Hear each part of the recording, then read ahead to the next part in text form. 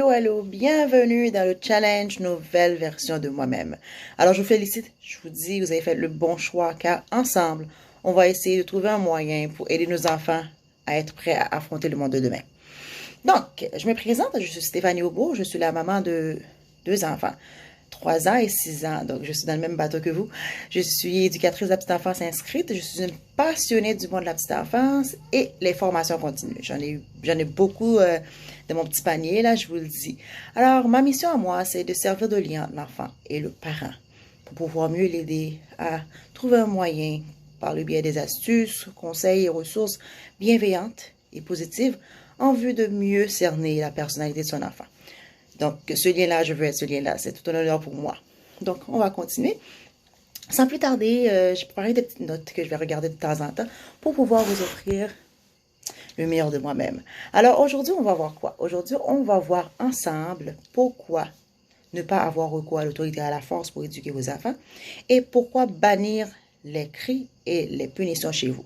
Ça va être non seulement utile pour vos enfants, mais aussi pour votre foyer, pour votre famille, vos conjoints, conjointes, parce que cela va de soi que les cris et les punitions, ça n'a jamais aidé personne. Donc, on va continuer. Mais je vais vous rappeler encore, je vous félicite. Je vous félicite d'avoir fait le bon choix. Vous avez fait le bon choix de mettre le bien-être de vos enfants en tête de liste cette année pour pouvoir mieux les accompagner et les aider à devenir l'adulte que vous avez en tête. Mais laissez-moi vous dire d'abord que vous faites du bon travail comme parent. Et le fait que vous soyez là en train de regarder cette vidéo veut dire que oui, vous êtes un parent avisé, responsable et engagé. Donc, on va rentrer dans le vif du sujet. C'est quoi pour vous la parentalité positive et bienveillante? Ça veut dire quoi pour vous? Réfléchissez un petit peu. Vous avez fini de réfléchir? Alors, par le passé, nos parents nous éduquaient, mais avec des limites. Mais pour notre bien. Ne me comprenez pas mal, là. C'était pour notre bien, pour nous protéger. Donc, mais aujourd'hui, là, on continue quand même à protéger nos enfants. On les protège car tous les parents veulent le bien-être de leurs enfants. Cependant, on est plus focalisé sur leur demain. On veut les accompagner, les soutenir et non les imposer notre façon de voir ou les surprotéger. Alors, on va voir ensemble comment communiquer différemment avec nos enfants en vue de les orienter vers le futur, vers la construction de soi. Parce que c'est ça qu'on veut. On veut les aider à atteindre leur plein potentiel. On veut les aider à avoir assez d'astuces, assez de bagages, assez d'outils pour outrepasser les limites qu'ils vont rencontrer sur leur chemin parce qu'on ne sera pas là tout le temps. Donc, on va continuer. Comment éduquer sans avoir recours à la force et l'autorité? J'entends souvent dire que les enfants de nos jours ont changé, qu'ils ne sont pas comme les enfants d'avant, ou vous voyez ce que je veux dire? Moi aussi, je le dis. Alors, ce que j'aimerais que vous mettez en tête, c'est que le monde a évolué. L'environnement dans lequel les enfants grandissent ont changé. Les nourritures, le train-train quotidien. Il y a plus de sucre maintenant dans la nourriture. Puis, à la télévision, la nourriture visuelle, qu'est-ce qu'ils regardent? C'est tout changé, c'est pas la même chose que nous dans le temps. Puis, avant, les mamans restaient à la maison pour s'occuper des enfants. Maintenant, les enfants sont à la garderie ou si la personne met son enfant à la garderie, il est par-ci, par chez X, chez Y. Donc, c'est beaucoup de changements qui, d'après les études, pas seulement moi, là, les études qui ont été faites aux États-Unis et en Allemagne, qui ont des effets sur les enfants, sur certains comportements que les enfants ont, comme les troubles d'opposition, hyperactivité, déficit d'attention, etc. Donc, tous ces changements-là, la nourriture qu'ils mangent, nourriture visuelle, ce que l'on donne à regarder, tous les trains-trains, les stress, parce que les enfants sont des éponges à émotions, nos stress aussi, nos inquiétudes aussi, ils les absorbent. Donc, tout ça, là, rentre en jeu dans les comportements de nos enfants. Donc, si on devrait d'abord penser, au lieu de dire que les enfants ont changé, mais essayez plutôt de trouver un moyen de créer un environnement pour vos enfants afin qu'ils se sentent mieux en confiance. Comme chez eux, normalement, c'est chez eux devrait être un havre de paix pour eux autres, n'est-ce pas? On est d'accord? Alors, laissez faire les personnes qui vous disent que vous n'avez pas assez d'autorité avec vos enfants, que vous n'êtes pas assez sévère, etc. Parce que les dernières études des neurosciences nous ont prouvé que les cerveaux des enfants, là, sont pas encore pas encore vraiment construits pour pouvoir gérer leur comportement. Ils n'ont pas le contrôle là-dessus. Ça va de soi qu'il y a des adultes qui ne contrôlent pas leur comportement. Alors, pourquoi est-ce que nos attentes envers nos enfants sont aussi exigeants? Donc, alors, c'est notre devoir à nous en tant que parents de créer l'environnement, de les accompagner, de les orienter pour atteindre pour pouvoir nous donner les comportements adéquats qu'on veut. Cependant, on va s'assurer que notre enfant se sente en sécurité avec nous, qu'il ressente l'amour inconditionnel que nous, comme parents, on a envers lui. Qu'on le mette en confiance, on l'accepte pour la personne à part entière qu'il est. Parce que l'enfant, là, c'est une personne. Oui, oui, c'est notre enfant, mais l'enfant est né avec le kit de base que Dieu lui a donné. Alors, on devrait respecter ça tout en l'orientant sur ce que nous, on aimerait qu'elle adulte qui devrait être. Donc, on va continuer. Pour cela, pour pouvoir mieux aider nos enfants sans faire autorité, sans faire la force, ça demande beaucoup de choses que je vais essayer de résumer. Parce que éduquer nos enfants, là, ça devrait être quelque chose qu'on devrait prendre notre temps. C'est vraiment, c'est une tâche qu'on devrait vraiment ne pas prendre à la légère. Parce que c'est très important. C'est plus que de leur donner à manger, c'est plus que leur donner des habits. C'est plus aussi que oui, donner plein de jouets, mais vous, est-ce que vous êtes présent? Vous, est-ce que vous êtes disposé, disponible? Avez-vous assez de temps de guérir les blessures d'enfants que vous aviez dans le temps pour pouvoir mieux être en mesure d'être stable émotionnellement pour accueillir vos enfants et les guider pour ne pas reproduire les schémas d'antan? Alors, pour ce faire, il va falloir que vous fassiez preuve d'empathie. Ça veut dire quoi? Vous mettre à la place de vos enfants. Montrez à vos enfants que vous les comprenez. Ton enfant, là, il a un jouet qui est brisé. L'enfant pleure. Oh, ça pleure la mort. Mais arrête là, c'est un jouet. Arrête de pleurer maintenant. Tu te mets à sa place. Tu te dis, oh, je te comprends, mon coco. Hein. Je sais, tu es vraiment triste parce que ton jouet est brisé. On va essayer de trouver ensemble un moyen pour voir si on va pouvoir le réparer. Sinon, on va voir quelle solution qu'on va trouver ensemble pour remédier à la situation. D'accord, mon cœur? Tu minimises pas sa peine. La même façon que nous, des fois, on a de la peine pour des choses qui arrivent, les enfants aussi ont leur propre lot à eux autres. Donc, respectons ça. Avoir une bonne écoute. Soyez vraiment présent. Quand votre enfant vous montre quelque chose, là, passez sur votre téléphone. Oh, wow! Tu fais bien ça, puis tu continues. Donc, tu dois être vraiment disponible et disposé pour écouter ton enfant. Parce que depuis dès jeune âge, là, il va falloir que ton enfant soit ton ami. Si l'enfant a besoin de te dire quelque chose, déposez ce que vous faites. La vaisselle peut attendre. On baisse un petit peu le volume du four. Je t'écoute, mon cœur. Qu'est-ce que tu veux me dire? Et si c'est vraiment urgent ce que tu fais, tu lui dis, mon coco d'amour, tu me donnes 2 minutes. Maman n'est vraiment pas disponible maintenant. Mais on va revenir là-dessus, OK? Tu donnes 2 minutes, 5 minutes. Si tu veux, on peut mettre la minuterie. Puis quand ça va sonner, je vais venir te trouver. On est d'accord là-dessus? Tu montres à l'enfant que tu es disponible pour lui. Tu l'écoutes. Être patient. Oh là là, ça c'est la chose là qu'il faut être. Je sais, avec la fatigue, on fait la course contre la montre. C'est vraiment pas évident. Vraiment, vraiment, vraiment pas évident. Parce que des fois, là, on est tellement rendu fatigué de la journée que ça nous tape sur les nerfs que l'autre enfant, maman, maman, maman. Puis des fois, tu t'éclates. Soyez patient. Soyez indulgent envers vos enfants. Parce qu'ils comptent sur vous. Ils veulent être avec vous. Ils vous font confiance. Alors, ne les mettez pas dans la position pour qu'ils puissent se renfermer sur eux-mêmes. Parce que on est d'accord pour dire que même nous adultes, si notre conjoint ou nos patrons ou des connaissances, nos amis, comme à chaque fois qu'on essaie de faire quelque chose, mais ils sont comme tu vois, qui manifestent de l'impatience envers nous, on va se refermer, on va plus les adresser la parole, on va se refermer sur nous-mêmes. On va dire, ben là, on va pas passer ça avec moi, là, je laisse tomber. Toi, adulte, tu le fais. Imagine un enfant qui n'est pas encore capable de décortiquer, que, oh, peut-être qu'elle est fatiguée, etc. Ça va être encore pire et il va grandir comme ça. C'est ce qu'on veut pour notre enfant? Je pense pas. C'est pas ça que je veux pour mon enfant. Puis, favoriser la réparation, les conséquences logiques, naturelles, au lieu d'opter pour la punition. La punition, on va voir ça plus tard. Je pense pas que c'est la bonne idée, là. Je pense pas qu'il y a rien d'éducatif dedans. Cependant, aider l'enfant à savoir, oui, on va s'excuser. Des fois, tu sais pas, mon amour, s'excuser suffit pas. Tu as brisé le château de X, alors tu vas aider X à réparer son château. Tu t'es excusé, mais qu'est-ce que tu vas faire pour aider X à aller mieux? Parce que X a de la peine et X a travaillé fort pour faire son château. Tu vas l'aider à reconstruire le château. Les conséquences logiques, naturelles, conséquences logiques, on avait établi ensemble à la maison des règlements. Tu as outrepassé les règlements, ben, alors, si tu avais fait X, il va y avoir Y, donc tu vas faire Y. Mon enfant, oh, je t'avais dit de ne pas jouer avec le ballon à l'intérieur de la maison, sinon il va y avoir des bobos. Oh, tu as brisé quelque chose à la maison avec le ballon, alors tu sais quoi? Je vais te prendre le ballon, Puis toi, tu vas aller dans ta chambre pour réfléchir un peu, pour voir est-ce que c'était une bonne idée de jouer avec le ballon à l'intérieur de la maison alors qu'on s'était entendu, nous, que c'était pas une bonne idée parce qu'il pourrait y avoir un accident. Regarde. Va te réfléchir. Après, quand tu vas être calme, on va pouvoir parler plus pour voir comment est-ce qu'on peut remédier à cela pour que ça ne se reproduise pas. Tu vois? L'enfant comprend déjà, parce que l'enfant brise la chose à la maison. Tu vois sa face? Il est déjà coupable, il se sent coupable. Donc, essayez d'arroser la fleur au lieu de te focaliser sur les mauvaises herbes. On a tous des mauvaises herbes. Alors, le plus que tu te focalises sur les mauvaises herbes, ça va pousser. Mais le plus que tu te focalises sur les renforcements positifs, les fleurs que l'enfant a, ça va avoir des comportements que toi, que tu veux. Parce que ça va de soi, c'est ce qu'on veut. Accepter de guider au lieu de contrôler.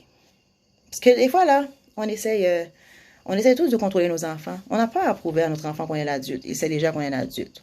Donc, on va orienter l'enfant. Ben, je vais aller dans un exemple, comme l'enfant de 2-3 ans qui veut toujours faire tout seul. Tu vois, comme s'il essaie de zipper son manteau, mais il n'y arrive pas.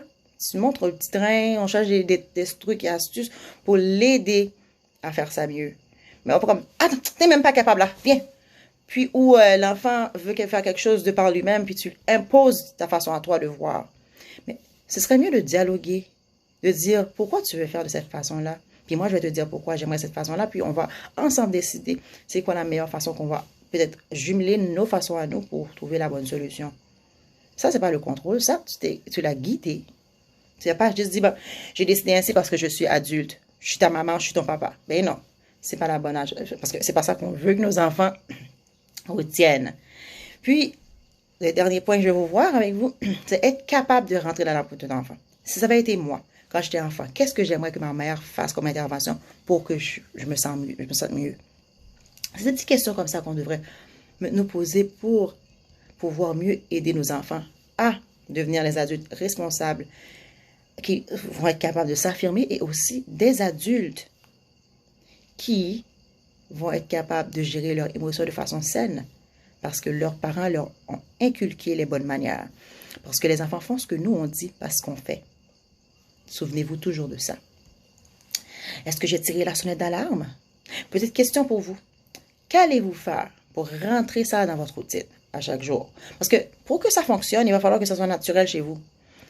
Je sais au début, si il y avait des laisser-aller, on est fatigué, etc., etc.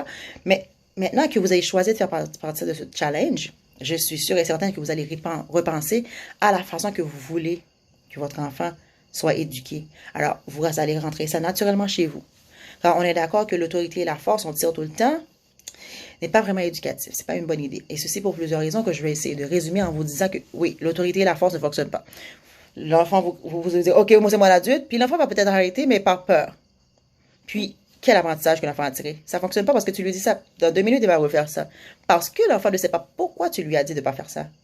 Tu lui as dit juste parce que tu étais adulte. Mais lui, il a décidé de faire ça parce qu'il est un enfant. Les enfants font ça. Quel enfant, quand vous étiez enfant, vous n'aviez pas fait de bêtises, vous? Alors, c'est ça être enfant. C'est faire des bêtises, mais nos parents, nous, vont nous aider, vont nous montrer comment faire autre chose, là, comment faire la chose de la bonne manière. Puis ensuite, ça laisse une blessure interne à l'enfant. Parce que vous, je suis sûre, beaucoup d'entre nous, on a des blessures de notre enfance interne. Parce que des fois, les parents, ils font pas ça pour nous blesser, là. C'est pour notre bien, je vous l'avais dit au début. Mais ça laisse quand même un sentiment de culpabilité, de honte. Un sentiment qui nous force à nous renfermer sur nous-mêmes, maintenant à accepter tout ce qui se passe autour de nous. Tu vas voir comme il y a des personnes qui ont tellement été, qui ont une blessure tellement forte à l'intérieur que même au travail, ils sont toujours amen.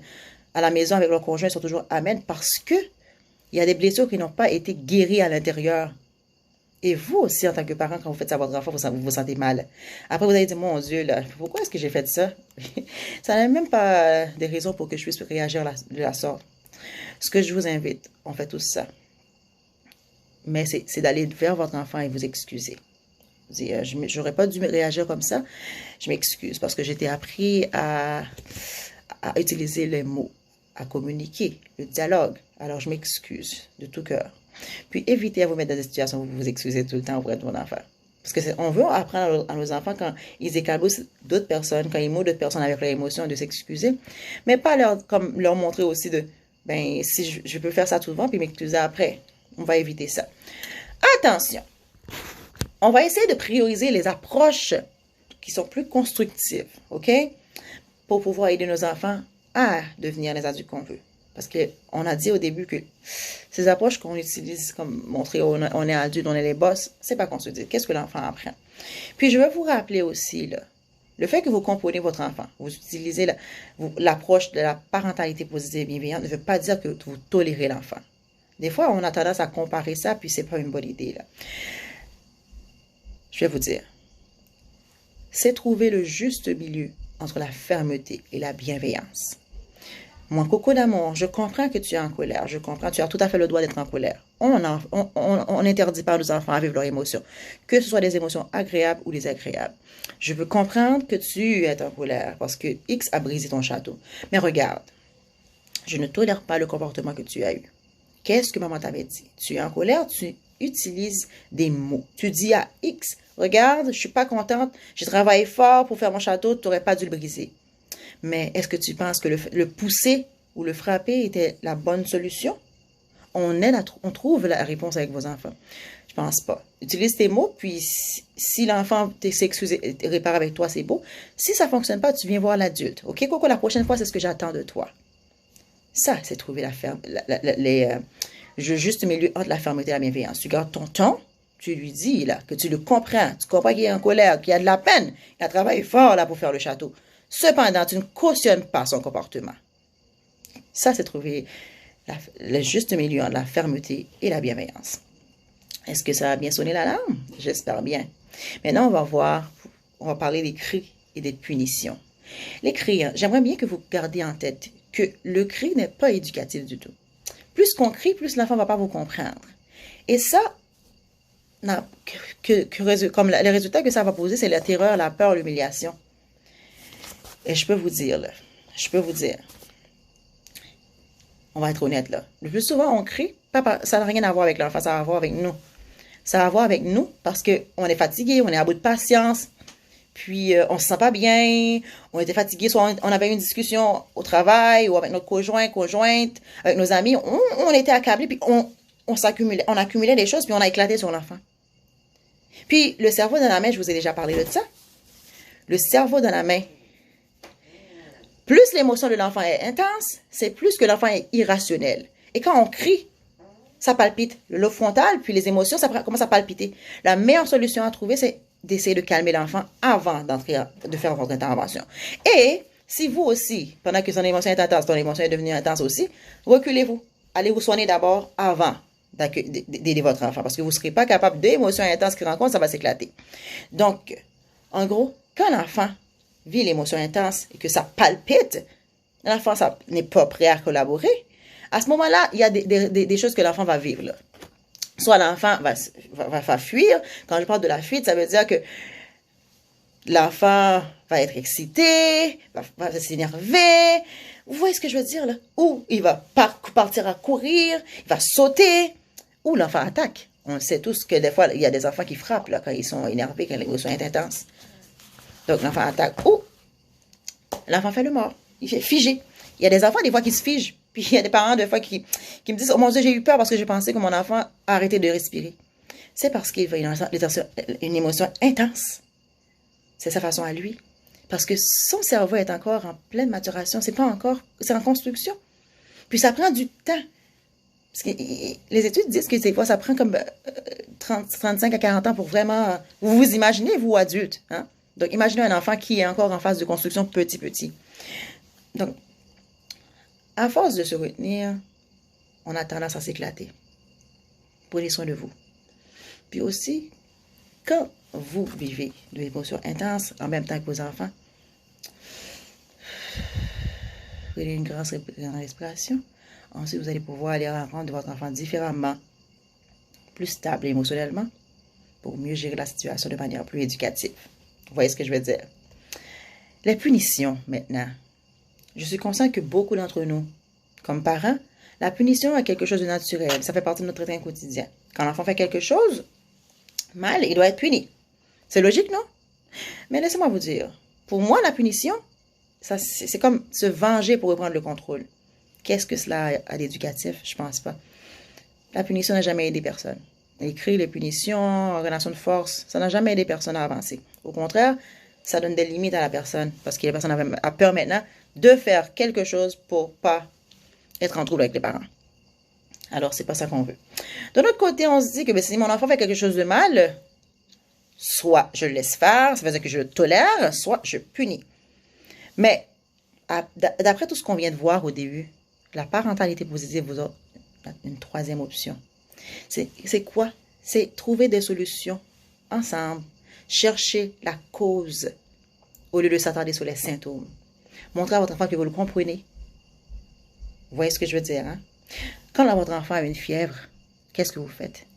Des fois, on donne un Tylenol, Advil, mais c'est la fièvre, on guérit les symptômes parce que la fièvre, c'est un symptôme. C'est un symptôme. Donc, si les symptômes sont là encore, on doit aller voir. Parce que ça se peut que c'est une infection. On a besoin d'antibiotiques. Mais si on n'arrête pas de guérir les symptômes, ça va revenir encore. Des fois, ça va empirer. Parce qu'on n'a pas été en dessous pour aller voir au-delà ce que nos yeux peuvent voir. Donc, c'est ça, aller chercher au-delà pour puis montrer à votre enfant que vous êtes prêt à l'accueillir et trouver une solution pour que le comportement inadéquat ne se reproduise plus. Est-ce que j'ai sonné un petit peu? Est-ce que vous avez compris un peu? Car vous avez plus de chances que votre intervention fasse effet. Vous avez plus de chances que votre intervention fasse effet si vous répondez aux besoins de votre enfant. Parce que la punition, on va être honnête, ça fait plus de bien à nous qu'à l'enfant. On va dire, ben oui, il a fait ça, je lui ai montré qui est l'adulte. Mais l'enfant est sorti de tête blessé, intérieurement, humilié, se sentir coupable déjà, parce que des fois, la majorité des fois, quand l'enfant fait quelque chose, il sait qu'il n'a pas bien fait, il se sent déjà mal. Alors, on a empiré la chose. C'est pas ça qu'on veut. Donc, est-ce que je vous ai fait réfléchir un peu? Je vais faire un petit résumé pour vous de ce que je vous ai dit en gros de la parentalité positive. Ça nous offre une façon de communiquer avec nos enfants, car elle nous incite à éduquer nos enfants en les guidant au lieu de chercher à les contrôler. Ça nous invite aussi à rentrer dans la peau de notre enfant pour mieux le comprendre.